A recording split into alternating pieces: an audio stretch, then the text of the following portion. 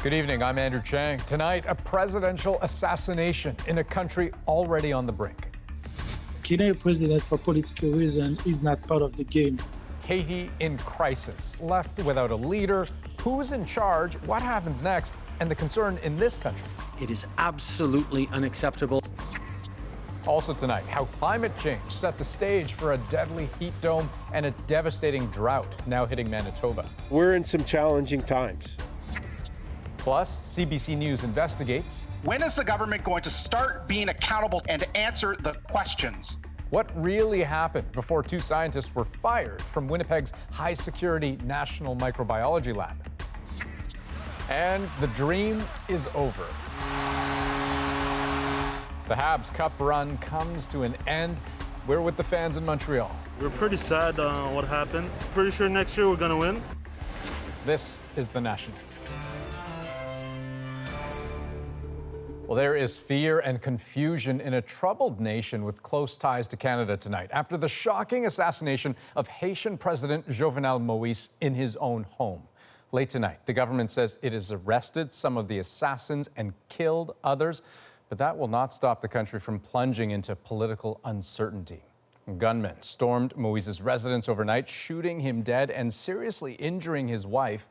Haiti's acting prime minister has assumed control, but with his own term set to expire, there are questions over who even has the right to govern. And this is just the latest crisis for a country long besieged by chronic poverty, rampant crime, political upheaval, and natural disaster. Now, we begin with Katie Simpson with what we know about the rapidly developing situation inside Haiti so far. Bullet holes scar a wall that was supposed to protect the president's home. Now an urgent investigation into the deliberate killing is underway, a crime plunging an already unstable country into even further disarray. Haiti's interim prime minister, Claude Joseph, called for calm and vowed to find those responsible. Unverified video shows the early morning chaos unfolding in the street. Shouts can be heard in English, with someone claiming an operation by the Drug Enforcement Administration is underway in a second video. DEA operations, everybody stand down. DEA operations, everybody back up, stand down. Gunmen fired on the residence, killing the president and seriously wounding his wife. Haiti's ambassador to the U.S. says he believes the suspects posed as fake DEA agents. It is a well-orchestrated attack, and those are professionals. President Jovenel Moïse was not popular. He faced pressure to step down as critics said his term was up months ago and was accused of trying to expand his powers under the Constitution. That prompted protests and unrest at a time when gang violence and kidnapping surged. Thousands who felt unsafe fled their homes while the pandemic ravaged through one of the poorest nations in the world.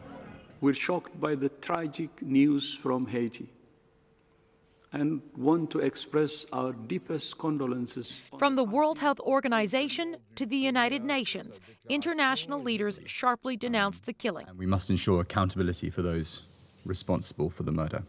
As did Canada's Prime Minister. It is absolutely unacceptable and not something anyone wants to see anywhere in the world.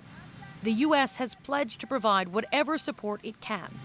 We need a lot more information, but it's very worrisome about the state of Haiti.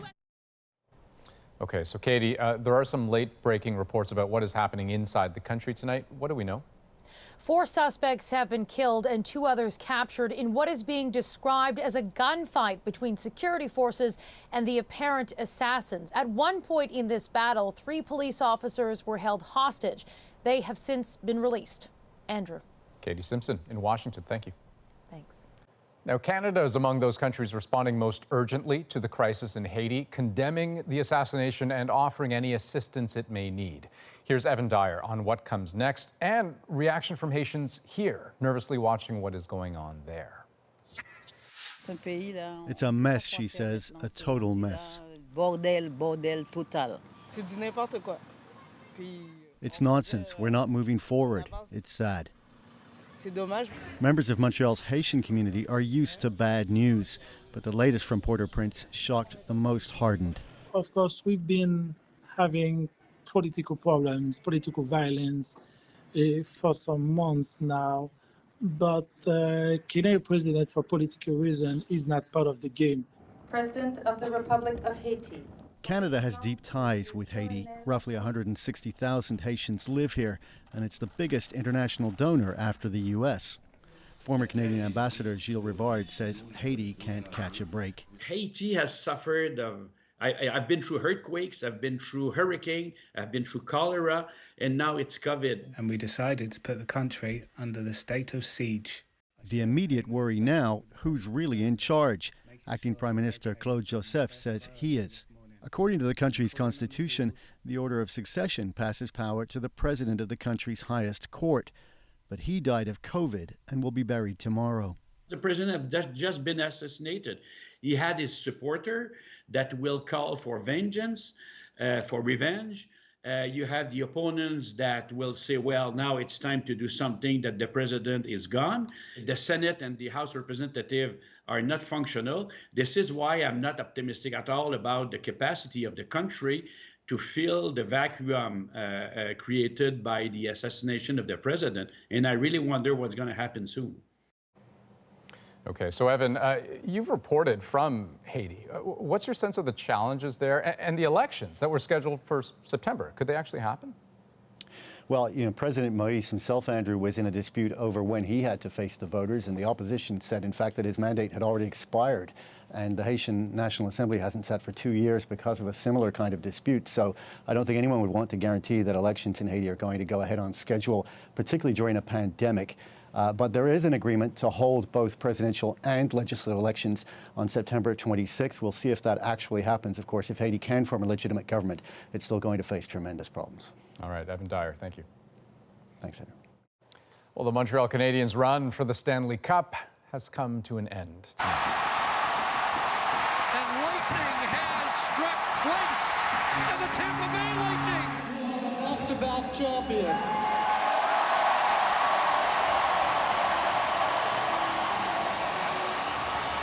That's it. The Tampa Bay Lightning have defeated the Canadiens, capturing the Stanley Cup for the second year in a row and the third time in their franchise history. The odds were stacked against the Habs after going down 3-0 in the series. But, hey, they gave fans hope with a dramatic overtime win on Monday.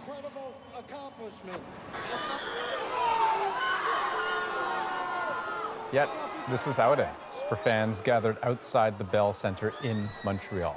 Crushing end to a playoff run that inspired a city. Now, Allison Northcott is outside the Bell Centre in Montreal. Allison, just give it to us straight. How did folks take it?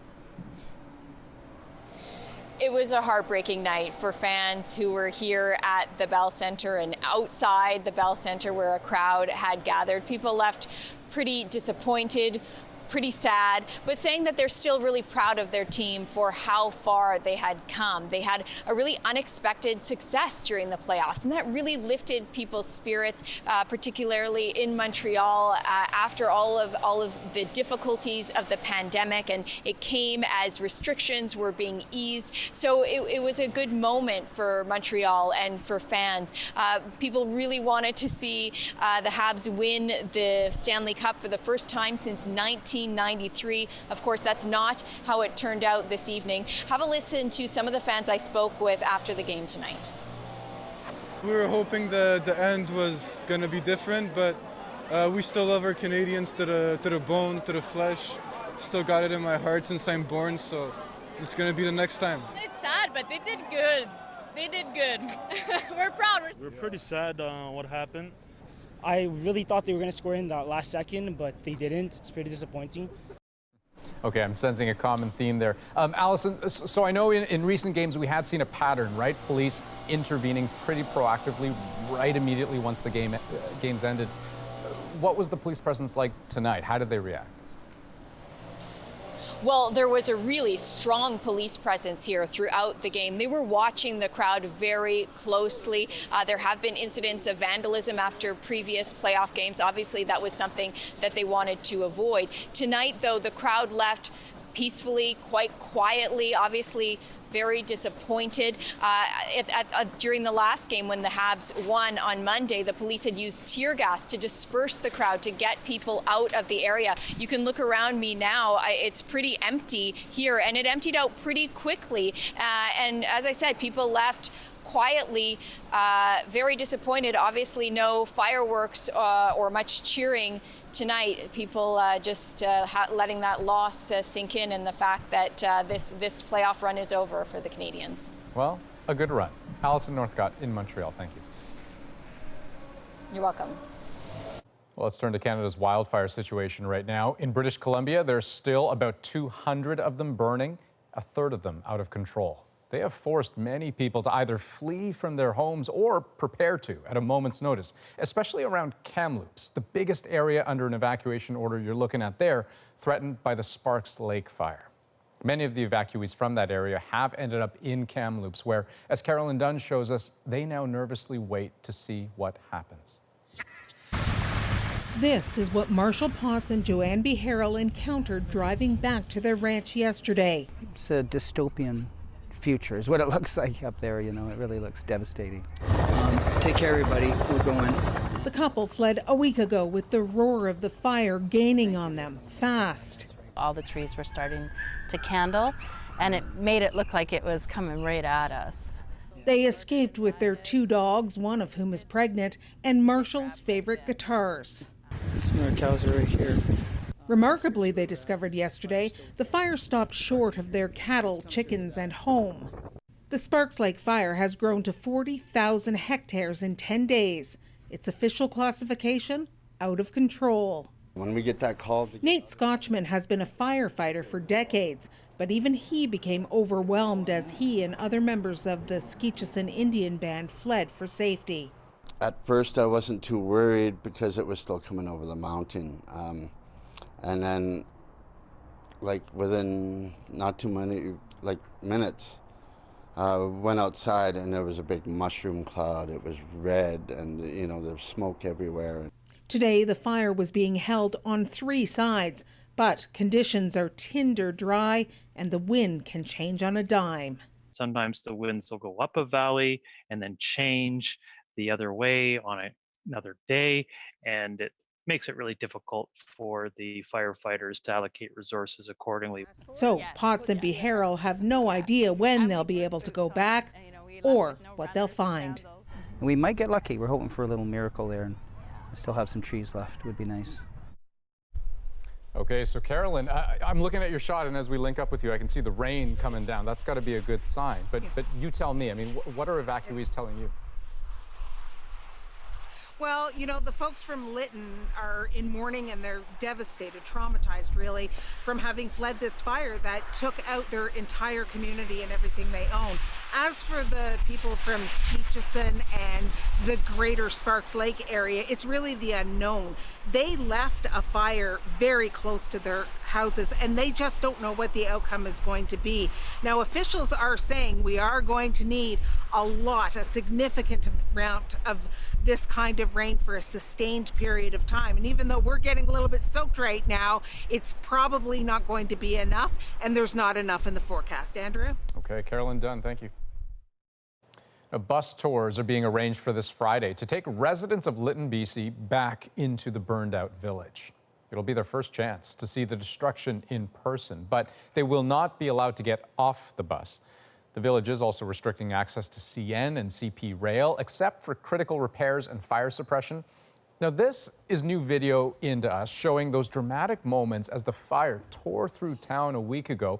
No definitive word on a cause, but some residents have blamed a train.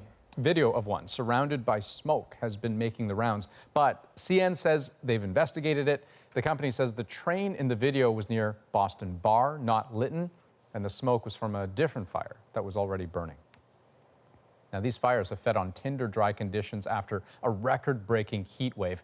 Today, a group of scientists linked that to climate change. And that heat dome has also settled over Manitoba, where farmers are now dealing with a drought so severe, some are considering pretty drastic measures. Cameron McIntosh explains. In sweltering heat under the haze of forest fire smoke, those cows are getting thirsty. Tom and Cam Johnson come to this pasture in St. Laurent, Manitoba twice a day. Probably just drank this dry this morning. To fill up those makeshift troughs.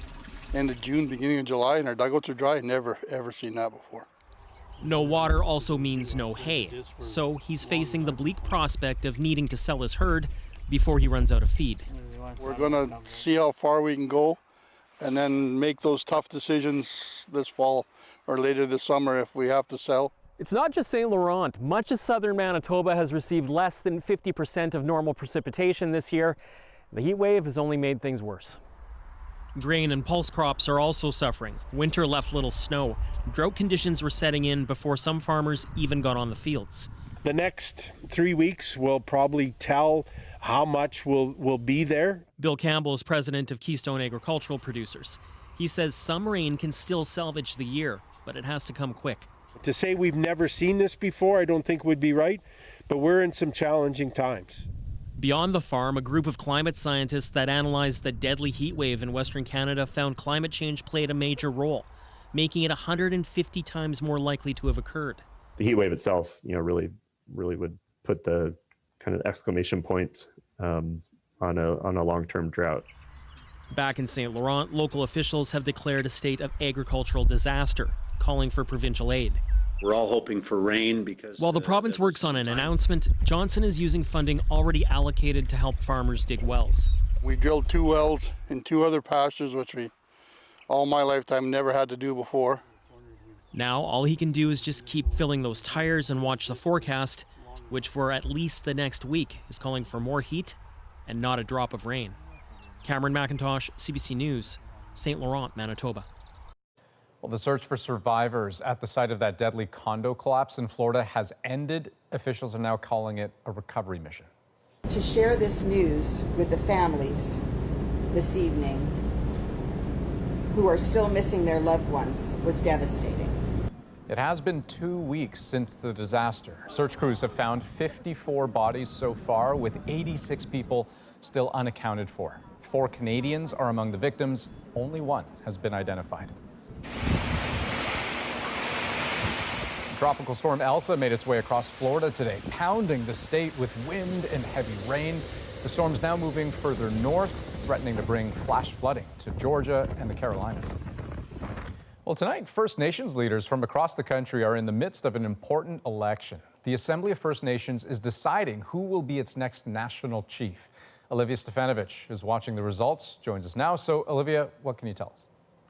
Andrew, just breaking, we're heading into a 4th ballot, and on it there will be 2 candidates after one of the frontrunners suddenly dropped out and threw his support to another Ontario chief, Roseanne Archibald. If elected, she could become the first female to lead the Assembly of First Nations, but she's in a tight race with former Saskatchewan chief Reginald Bellerose. Whoever wins, there's a lot at stake. Demands for change met by promises of action. We must seize this moment. All of the frontrunner candidates vowed to seek accountability following the discovery of hundreds of unmarked graves at former residential school sites. Thoughts and prayers are no longer enough. We have to be prepared as a country and as people that there will be more. Outgoing National Chief Perry Bellegarde says he wants his successor to use the momentum of this moment. Continue to advocate for investments to close the socioeconomic gap that exists. So investments in education and housing and water and infrastructure.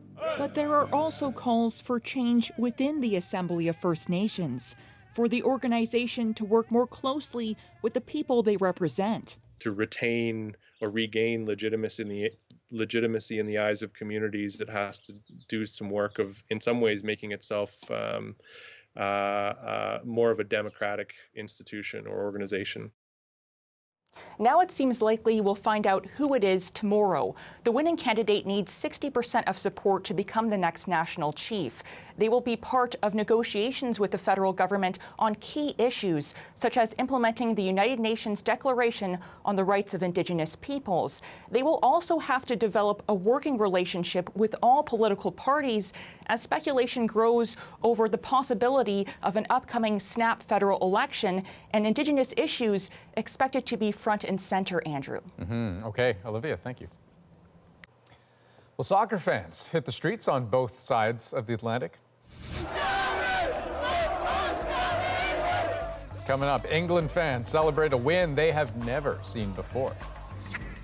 Plus, a new study shows a surprising number of young Canadians have had COVID. We'll ask the doctors if that should change the way we gauge risk with kids.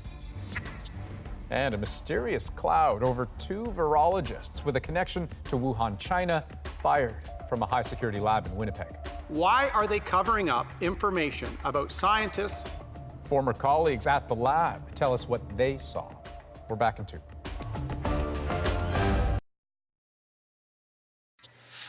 Welcome back. The Ontario government says it will spend an additional $32 million annually to fight the opioid epidemic. Health Minister Christine Elliott says the money will be put towards addiction services, from prevention to recovery. It's part of the government's promise to invest nearly $4 billion in mental health and addiction services over the next decade. Opioid-related deaths spiked across the country last year. And Canada is not alone in seeing this disturbing trend. In parts of the United States, there's also been an alarming rise in overdose deaths throughout the pandemic. Farmer Ali takes us to Washington, where the crisis is disproportionately affecting Black Americans. On one end, they sell PCP to the K2, to crack cocaine, to heroin, to marijuana. You can get basically anything in this neighborhood, you know what I'm saying? Terrence Cooper's job, keeping people alive. He helps run this mobile medical clinic. Today, they're in Washington's Benning Heights. These brown bags have supplies in them. The team hands out life-saving Narcan, condoms, and exchanges used needles for sterile ones. They want help, but they don't know how to get to the help. So that's where we come in. And I just turned 64 the 18th of this month. And I've been using since I was 12. Mello uses heroin and is one of their regulars. He comes by for sterile tools and a meal. I don't use needles. I blow. But they're still good because they help me too, you know, by giving me advice on what to do and what not to do. Data from the DC Medical Examiner's Office shows opioid overdose deaths rose in 2020 by 46%. The majority were Black, male, aged 50 to 69. There was a pandemic that layered itself on top of an opioid epidemic that was already prevalent within many of our communities. It highlighted a level of desperation that was already brewing beneath the surface. It's a similar story in neighboring Maryland. Experts say in addition to the rise of fentanyl, in some Black communities, there are fewer clinics and treatment can be expensive. There's also a lack of culturally appropriate care. There's the stigma that we continue to deal with in the Black community, coming forward to acknowledge that you have a substance use disorder because of the historical war on drugs. So the process is to engage folk in an effort to build those relationships with people right there in the trenches. There's plenty of work to do in the trenches, digging out from the past year. And one thing about being out here on these streets, man, having a sense of belonging to something or someone is very, very important. You know what I'm saying? Because it makes you want to get out. It makes you want to get better. It restores hope. So much of restoring that hope starts with this RV showing up every day. Farah Morali, CBC News, Washington. Well, next on The National, a new study shows more kids caught COVID than we thought. So, as the rest of us get vaccinated and things reopen, we assembled the doctors for some advice. Stay with us.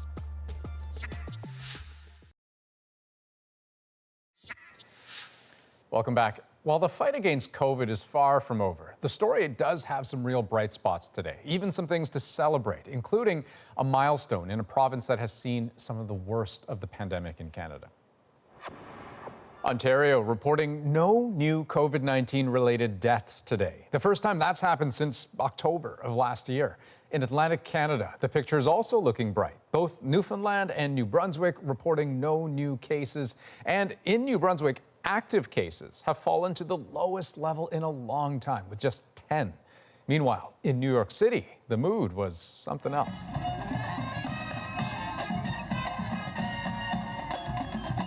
Thousands hit the streets for a ticker tape parade to say thank you to essential workers for pulling that city through the pandemic.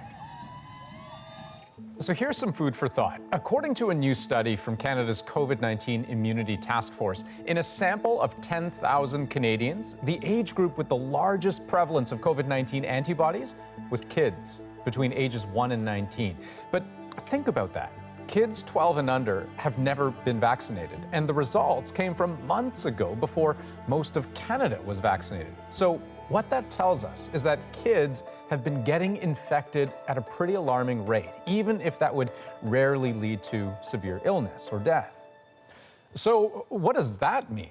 Well, kids, when infected, often don't present as being very sick at all, but they can still transmit infection, of course. So as this country continues to reopen, social circles expanding, how should we understand the risk that they and we are taking on? Well, joining me now, Dr. Fatima Kakar, a pediatric infectious diseases specialist in Montreal. We'll try not to talk about the Habs tonight. And Dr. Lennox Wong, Chief Medical Officer at Sick Kids Hospital here in Toronto. We won't talk about the Leafs either. So, Dr. Wong, let me just ask you this. Are kids under 12 something of a blind spot here? Well, Andrew, I don't think they're a blind spot to healthcare professionals. We've known all along that children under 12 do get COVID. And we've also known that they are not very symptomatic with COVID. And I think for members of the public, they may have conveniently thought that perhaps children don't get it at all.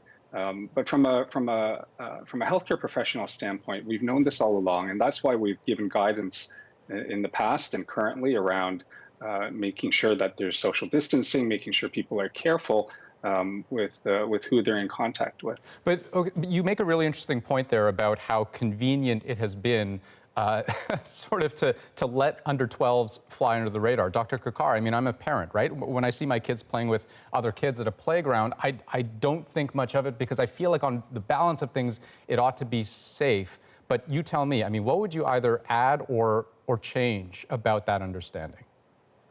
I think it is important that everybody be reassured, and this study confirms that kids are not very sick from COVID. What it confirms is that kids are asymptomatic. So what this means is that if you're at high risk, if you're unvaccinated, if you're elderly in multiple conditions, or if you're poorly vaccinated, you only have one dose so far, you might be at higher risk, so you potentially should be more careful around kids under 12. But, and then how would you make this sort of thought process practical? Because I'm thinking of, like summer camps as an example, summertime activities, kids playing with each other. I mean, through what lens should parents approach those kinds of things? So I think it is important that we let kids have their summer, socialize, go to camp, be with other children. What is going to change is within family dynamics. So for example, big family get-togethers where there's a grandparent and an under 5 who's at daycare. There is a level at risk, and I think that's where we want to be cautious to not completely go unmasked and really take those chances. So it's for kids themselves and within family dynamics where, for example, parents are fully vaccinated, they're young, they're healthy, there's really minimal risk. But if those young children are in an environment with older people who are at risk, that's when they still have to maintain those cautions. So it changes those inner family dynamics. Right, and Dr. Huang, those precautions, I mean, so whether we're talking about masking, physical distancing, those sorts of things, indoors, outdoors, what are the kinds of things that you would want parents to have front of mind? Well, I think this has brought a heightened awareness of when you're symptomatic with any sort of illness. And so any child that's symptomatic with any sort of illness, we want them to be extra careful. We don't want them to be in contact with people who might be at risk. There's screening that is in place already at many of the day camps and overnight camps. I have young children who are planning on going to camp, and one who's in camp already. Adhering to those screening precautions is absolutely essential. Dr. Kakar, is the heightened awareness right now, how much of that do we attribute to the Delta variant? I mean, is that what is throwing things for a loop right now? No, it's definitely a concern, and the whole issue of under 12s not being vaccinated is raising this concern. Are they going to be a reservoir for the Delta and further variants down the road? And it really is quite possible because we can't just rely on their symptoms to test and to isolate these kids. So it is an area of concern, and I think it is important, and I'm glad you guys are bringing this up now, because what we're seeing is a surge of all these other viruses in children, and young infants, for example. Right. And it's really because these isolation measures have been put aside. So it's a good moment to actually reinforce these. And very quickly, Dr. Huang, in terms of a vaccine for under 12s, I mean, to my knowledge, there isn't a single one that's actually in the approvals pipeline right now for authorization here in Canada. So when would a vaccine come? That's right, Andrew. We're very close, though. So the trials are underway for the mRNA vaccines. Those are the ones from Pfizer and Moderna. We expect to hear results from them probably in the late summer, early fall.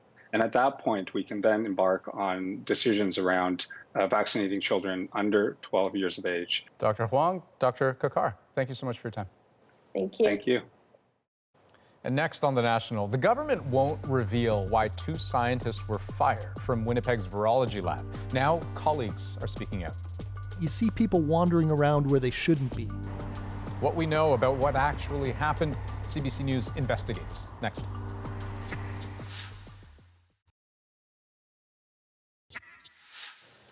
So this was an extraordinary moment. The president of the Public Health Agency of Canada summoned to Parliament in order to be reprimanded. An extremely rare event. First time in 100 years that a private citizen has been called into the House of Commons to be publicly rebuked.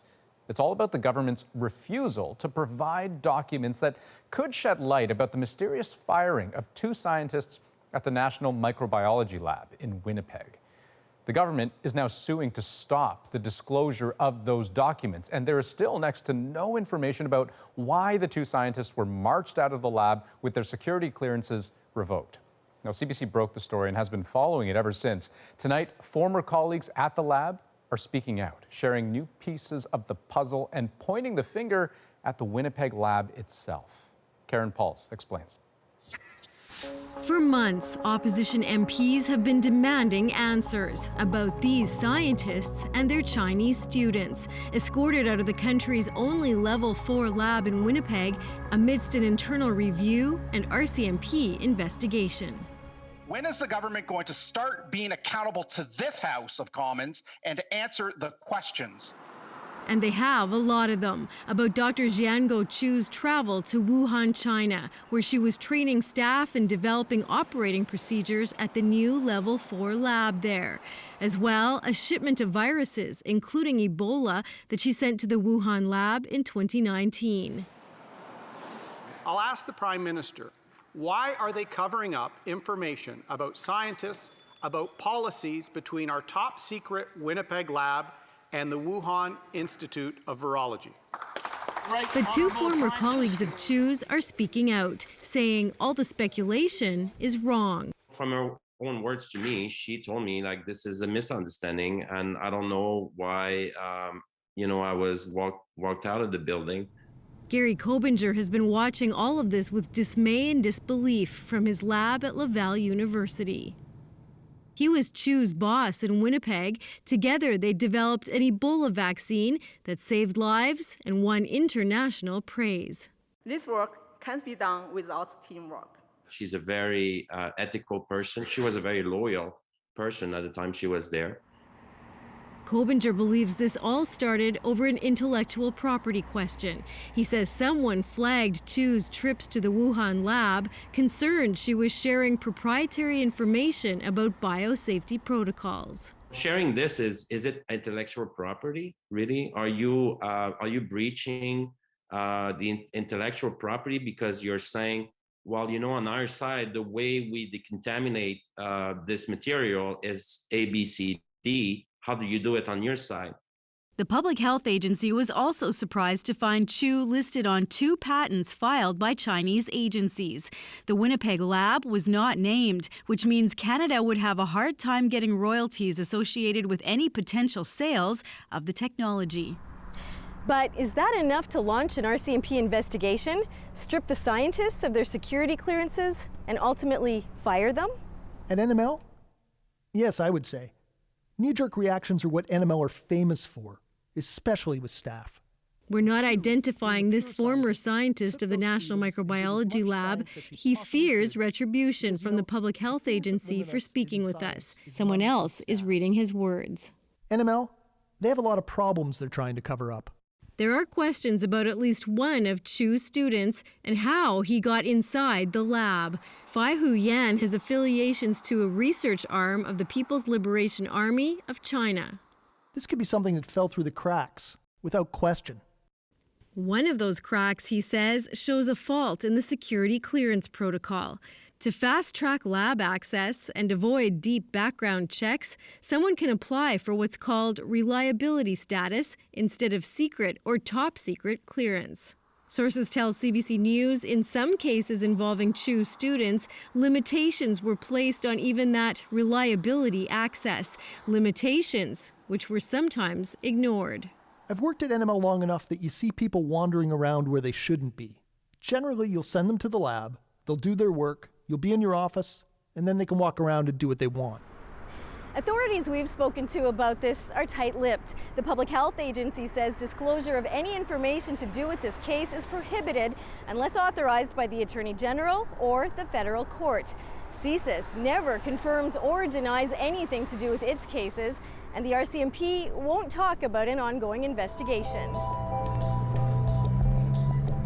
At the next stop sign, turn left. Chu and her husband Kidding Chung's whereabouts are unknown.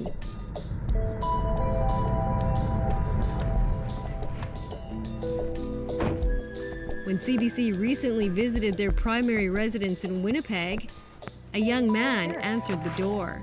Hi, how are you? Good. In a brief conversation, he would not confirm if the couple is still in Winnipeg, but told us he would reach them. Yeah, I can relay your message, but again, like no guarantees, right? No guarantees the truth will ever be known, unless Chu comes forward to tell her story or those uncensored documents are revealed. Karen Pauls, CBC News, Winnipeg. Well, next on The National, it's not just the Stanley Cup Canadian sports fans have on their minds these days. Tennis fans are watching Canada's rising stars taking center stage at Wimbledon. And more ecstatic cheers from English soccer fans waiting decades for this very moment. Stay with us. I'm Jamie Poisson, and tomorrow on CBC's Daily News podcast Front Burner, Haiti's president has been assassinated, shot by gunmen in his own home. A deep look at what's known and the events that led up to the killing. Subscribe wherever you get your podcasts. Welcome back. A historic day on Wimbledon's grass. 2 Canadian men played in the tournament's quarterfinal. Only one of them made it to the semifinal, but as Jacqueline Hansen shows us, they are both inspiring a new generation of players. 12-year-old Aiden Malik is emulating an idol, doing the same training at the same Ontario tennis club where Denis Shapovalov practiced as a child. I watched his videos when he was training here on these courts.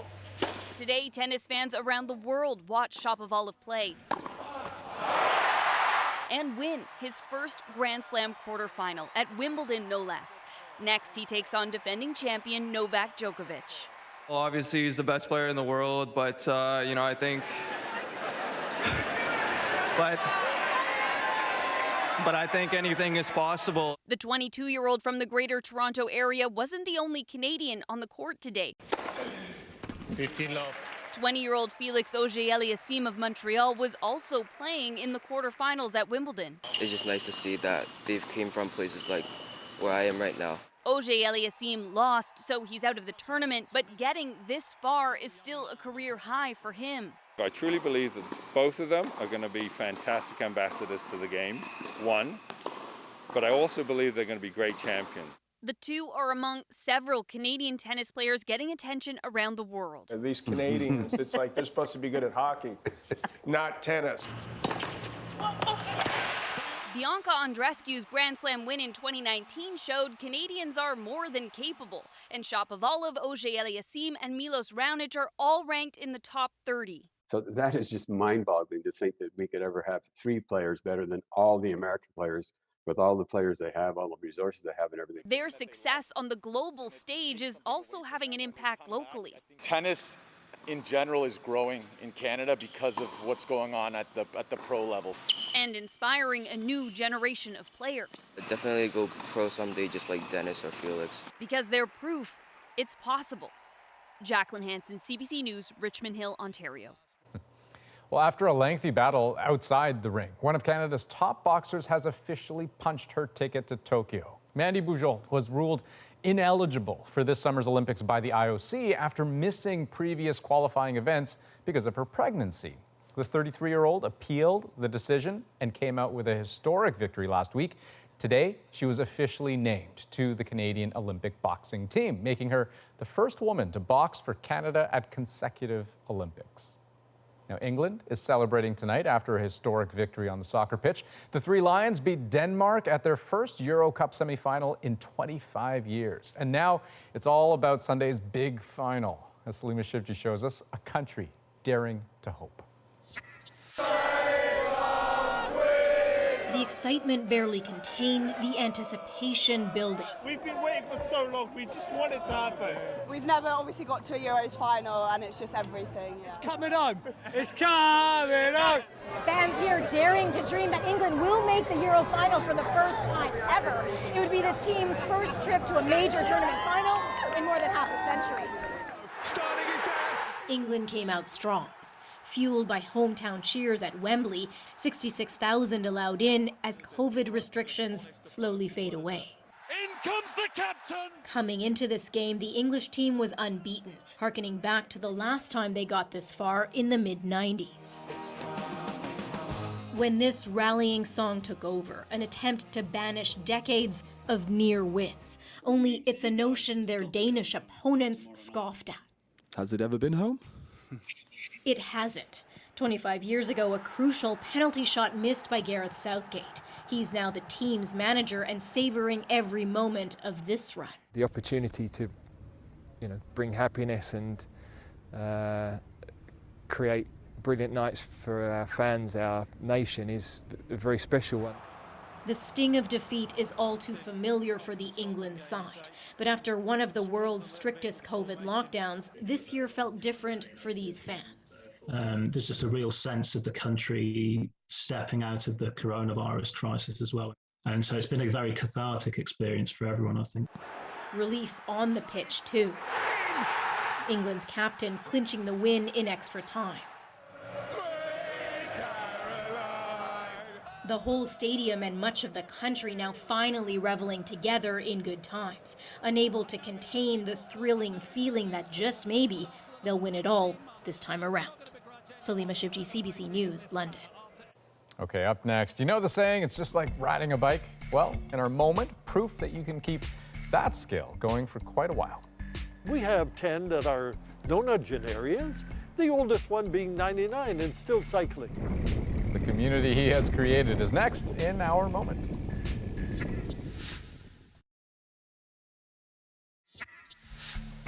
Ray Marantet has been riding a bike since he was 9 years old, and he's not planning on stopping anytime soon. Turns out, he's not alone. Ray's found an entire community of cyclists in their 80s and 90s, and the group he formed is our moment. I didn't know anybody else that was in the 80s that were cycling together. So I posted it on Facebook, and within 24 hours, I got my first one. We're up to 551 worldwide cyclists. You had to be 80 or plus. We have 10 that are nonagenarians, the oldest one being 99 and still cycling. It is a whole world of cycling that I've never been exposed to before. It encourages us to get out and cycle more. It encourages us to keep going no matter if we're on a recumbent bike, because some of these individuals tell us that they couldn't walk a city block and yet they can cycle 50 miles, not kilometers, but miles. And it just blows me away. And now they realize you're never too old to cycle. Well, that's great. Way to go, sir. And just a heads up, in case you are, I don't know, in your mid-70s and you're thinking, hey, this sounds like a club for me. He was serious about, the rule. You've got to be 80 plus. I mean, it's actually called the Royal Academy of Octogenarian Cyclists. So, well, hey, you just got to wait your turn. I'll be there soon at some point. That's the National for this July 7th. Have a great night.